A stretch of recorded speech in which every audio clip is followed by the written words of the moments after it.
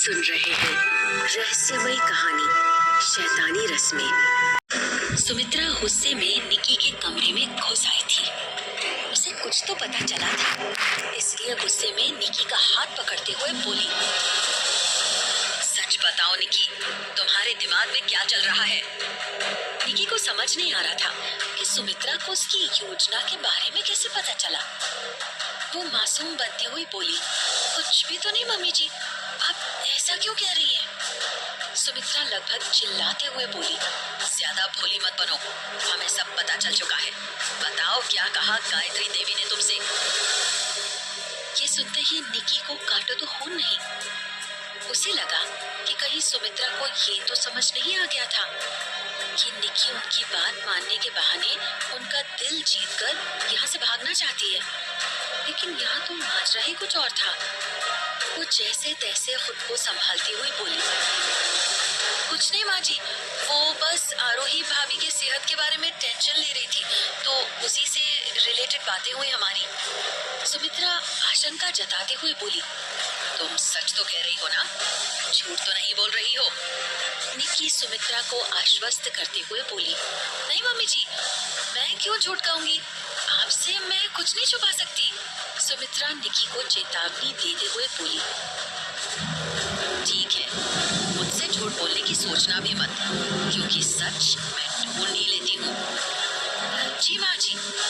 ठीक है, अब जल्दी से तैयार होकर आंगन में आ जाओ, तुम्हारी अधूरी छूटी हुई रस्म भी पूरी करनी है। ये बोलकर सुमित्रा वहां से निकल गई। वहीं निकी अब एक अनजाने डर से भयभीत हो रही थी। एक ओर जहां निकी की परेशानियां खत्म होने के बजाय बढ़ रही थी, वहीं दूसरी ओर पीयूष की परेशानियां भी खत्म नहीं हो रही थी।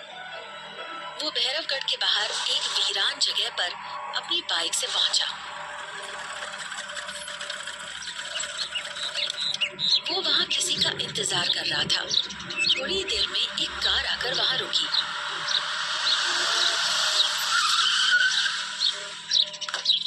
उसमें से दो हड्डी कट्टे आदमी बाहर निकले और पीयूष के पास पहुंचे।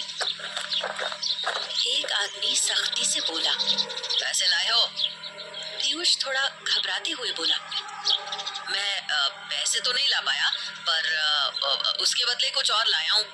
ये कहते हुए पीयूष ने अपनी जेब से एक सोने का हार निकालकर उस आदमी को पकड़ा दिया। वहां आए दोनों आदमियों ने गौर से उस हार को देखा। दूसरा आदमी बोला, असली तो है ना?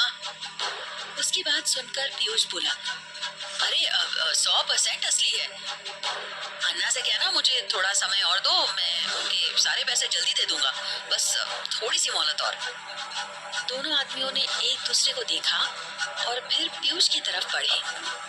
उन्हें अपनी तरफ इस तरह आता देख पीयूष घबराते हुए बोला, क्या हुआ? मैंने तुम्हें हार दिया है, अब और क्या चाहिए? मैंने कहा ना मुझे थोड़ा टाइम दो। पीयूष बोलता जा रहा था और वो दोनों उसके एकदम करीब आ चुके थे और अचानक उन दोनों ने पीयूष को पीटना शुरू कर दिया। पीयूष जोर जोर से चिल्लाने लगा, छोड़ दो मुझे, प्लीज छोड़ दो, बचाओ बचाओ। लेकिन वो दोनों कहाँ रुकने वाले थे। उन्होंने पीयूष को बुरी तरह पीटा और फिर बोले, पैसे तो हम तुमसे वैसे भी वसूल लेते, लेकिन ये किश्त हमारी तरफ से तुम्हें। आइंदा अन्ना का फोन इग्नोर मत करना, वरना इंटरेस्ट बढ़ाकर मारेंगे, समझे तुम? पीयूष निढाल होकर वहीं गिर पड़ा था। दोनों उसे वहीं छोड़ अपनी कार में बैठकर चले गए।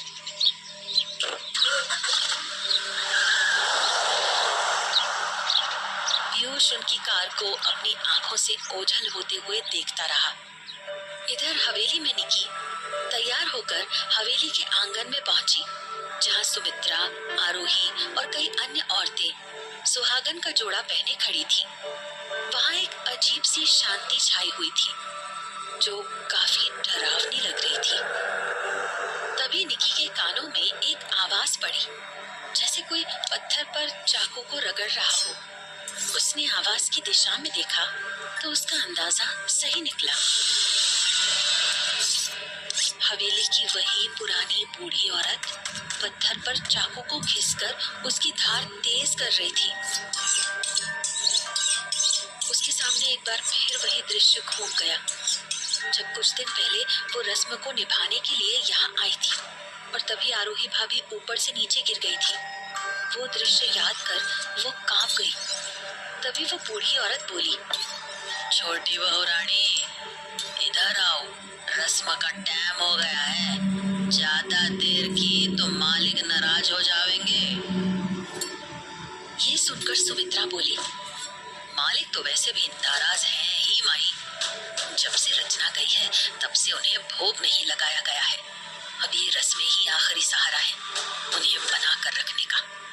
ये सुनकर निकी एक बार फिर सोच में पड़ गई।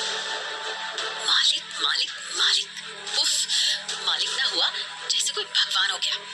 भगवान ही है वो भैरवगढ़ के छोटी बहू रानी, उनके बिना तो यहाँ का पत्ता भी ना हिलता है।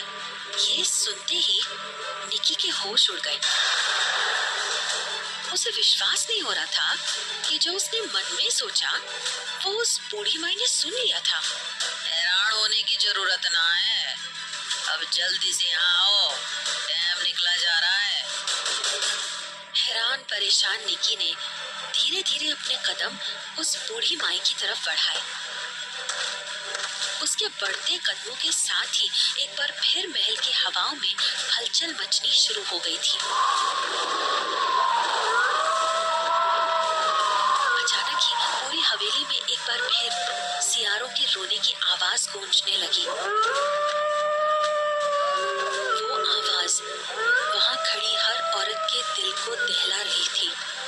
निकी को ये सब बहुत डरावना लग रहा था। वो उस बूढ़ी माई के पास जाकर खड़ी हो गई। बूढ़ी माई ने एक झटके में उसे खींचकर अपने सामने बिठा लिया और उसके बाएं हाथ की हथेली को अपने हाथ में ले लिया। उस औरत की पकड़ काफी मजबूत थी। निकी की नाजुक हथेलियां उसके कठोर बल के आगे काफी कमजोर थी। उस बूढ़ी औरत ने हाथ में पकड़े चाकू को आगे करते हुए डराते हुए कहा, बिटिया, हिलना मत, चाकू बहुत चोखो है, पूरी हथेली कट जाएगी। वैसे याद तो होगा तुम्हें। ये सुनकर मानो निकी को सांप सूंघ गया। वो समझ गई थी कि वहां से हिलना मुश्किल है। उसने भी डर के मारे हिलना बंद कर दिया। बूढ़ी औरत ने चाकू के नुकीले हिस्से को निकी की कलाई के ऊपरी हिस्से पर रखा और कुछ मंत्र बुदबुदाने लगी। उसे इस तरह मंत्र बुदबुदाते देख निकी का कलेजा मुंह को आ गया था। वो मन ही मन भगवान को याद करते हुए बोली, ओह गॉड, प्लीज सेव मी, मुझे बचा लीजिए प्लीज। तभी एक बार फिर निकी के कानों में उस रहस्यमयी औरत की आवाज गूंजी, तुम्हें डरना नहीं है निकी, बल्कि अपने डर को काबू में करना है। उस आवाज को सुन निकी जोर से चीखती हुई बोली, आखिर तुम हो कौन? सामने क्यों नहीं आती मेरे? कौन हो तुम? निकी की तेज आवाज को सुन एक बार के लिए पूरी हवेली दहल उठी।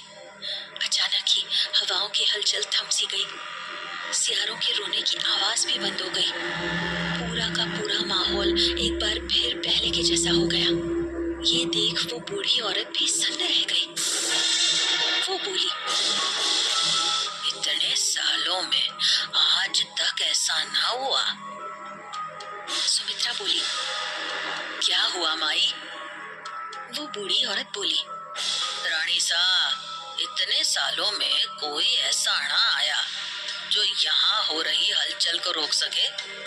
इस लड़की ने एक चीख में सब शांत कर दिया। माई की बात सुनकर सुमित्रा के साथ साथ और औरतें भी सोच में पड़ गई थीं। तब सुमित्रा बोली, माई, अब देर न कीजिए, जल्दी से रस्म पूरी कीजिए। माई ने सहमति में अपना सिर हिलाया और एक बार फिर मंत्र पढ़ने लगी। लेकिन वहां जो हुआ उससे वो उबर नहीं पाई थी। खुद निकी को समझ नहीं आ रहा था कि ये सब क्या हुआ, और ना ही वहाँ छिपकर खड़ी चंडालिका को ये सब कुछ समझ आ रहा था। चंडालिका खुद से बोली, कुछ तो बात है इस निकी में। ये वो कर रही है जो आज तक कोई नहीं कर पाया। इतना डरने के बावजूद भी ये हमारी शैतानी शक्तियों पे भारी पड़ रही है। जिस दिन इसका ये डर खत्म हो गया तो चंडालिका ये सोच के ही परेशान थी। वो खुद से निश्चय करते हुए बोली, नहीं, मैं इसके डर को खत्म नहीं होने दे सकती। मुझे कुछ करना ही होगा। इधर माई का मंत्र बुदबुदाना पूरा हो चुका था और वो चाकू से निकी की हथेली पे चीरा लगाने ही वाली थी कि तभी वहां सभी को किसी के कराहने की आवाज सुनाई दी। सभी ने आवाज की दिशा में देखा तो पाया कि पीयूष को 2 गार्ड सहारा देकर अंदर ले आ रहे थे। ये देख निकी और सबके होश उड़ गए। निकी अपना हाथ छुड़ाकर पीयूष के पास जाने के लिए परेशान हो उठी। वो जोर से चिल्लाई, पीयूष, क्या हुआ तुम्हें? पीयूष! उसने चिल्लाते हुए जबरदस्ती अपना हाथ माई के हाथ से छुड़ा लिया और दौड़ती हुई पीयूष के पास पहुंच गई। उसने गार्ड की तरफ देखते हुए कहा, क्या हुआ है पीयूष को? गार्ड बोला, हमें नहीं मालूम बहू रानी। निकी पीयूष को देख परेशान होती हुई बोली, तुम्हें कुछ नहीं होगा पीयूष, कुछ नहीं होने दूंगी मैं। वहीं चंडालिका ने ये देखा तो उसके चेहरे पे चिंता छा गई। नहीं, निकी को ये रस्म करनी ही होगी। किसी भी तरह मुझे उसे पीयूष से अलग करना ही होगा। उसने पीयूष की आंखों में देखा और उसे सम्मोहित कर दिया। अगले ही पल पीयूष के पूरे शरीर पर चंडालिका की शैतानी शक्ति काबिज हो गई थी। निकी पीयूष का हाथ पकड़ने ही वाली थी कि अचानक पीयूष ने अपनी लाल लाल आंखें खोली और भयानक आवाज में बोला, रुक जाओ निकी। अगर तुम पीयूष की जान बचाना चाहती हो तो तुम्हें रस्म पूरा करना होगा। निभानी ही होगी ये रस्म तुम्हें। ये देखते ही निकी के तो होश उड़ गए। उसी समय माई बोली, क्या सोच रही हो बहू रानी?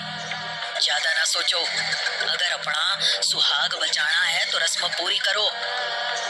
उनका साथ देती हुई सुमित्रा भी बोली, निकी, रस्म पे ध्यान दो वरना मालिक का कहर पीयूष की जान ले लेगा। लेकिन निकी अपने स्थान से जरा भी टस से मस नहीं हो रही थी। चंडालिका ने ये देखा तो उसे और भी गुस्सा आने लगा।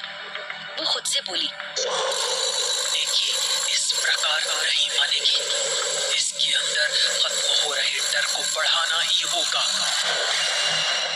अचानक पीयूष का शरीर धीरे धीरे हवा में ऊपर की तरफ उठने लगा। साथ ही वो एक भयानक दर्द से तड़पते हुए जोर से चिल्लाने लगा। ये देख निकी हैरान रह गई और पीयूष की ऐसी हालत देख उसकी आंखों में आंसू आ गए।